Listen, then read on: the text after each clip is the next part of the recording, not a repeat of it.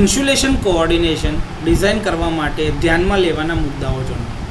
તો પહેલાં તો સામાન્ય ઓપરેટિંગ વોલ્ટેજ અને તેમાં કેટલો ફેરફાર થાય છે તેની જાણકારી મેળવી લેવાની હોય.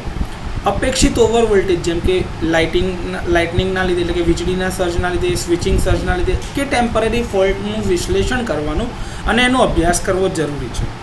સિસ્ટમની જરૂરિયાતોના આધારે બેસિક, કાર્યાત્મક એટલે કે ફંક્શનલ, પૂરક એટલે કે સપ્લિમેન્ટરી અથવા તો રીઇન્ફોર્સ્ડ ઇન્સ્યુલેશન કયા પ્રકારનું ઇન્સ્યુલેશન જોઈએ છે તેના વચ્ચે પસંદગી કરવાની છે.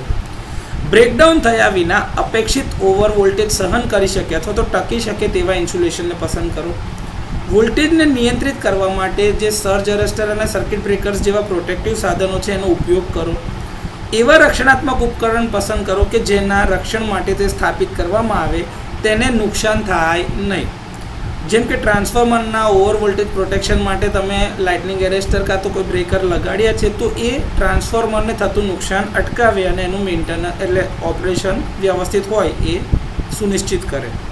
ફ્લેશ ઓવરને રોકવા માટે યોગ્ય હવા અને સરફેસ વચ્ચેનું ક્લિયરન્સ હોવું એટલે જરૂરી છે, જેને ક્રીપેજ ડિસ્ટન્સ કહેવામાં આવે છે.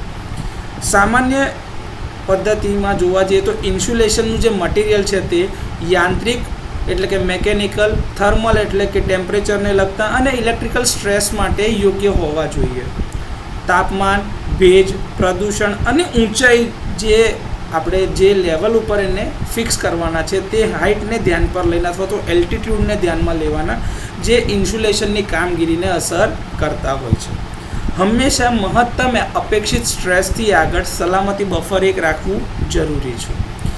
એ ચોક્કસ ખાતરી કરી લો કે બધા કનેક્ટેડ કોમ્પોનન્ટ્સમાં એક ઇન્સ્યુલેશન લેવલ જે છે એનું કોઓર્ડિનેશન પ્રોપર થયેલું હોય એટલે કે સુસંગતતા સ્થાપિત થયેલી હોવી જોઈએ. તો ઇન્સ્યુલેશન કોઓર્ડિનેશન ડિઝાઇન કરવા માટે આ થોડા ઘણા મહત્ત્વના મુદ્દા છે જે ધ્યાન પર લેવામાં આવે છે.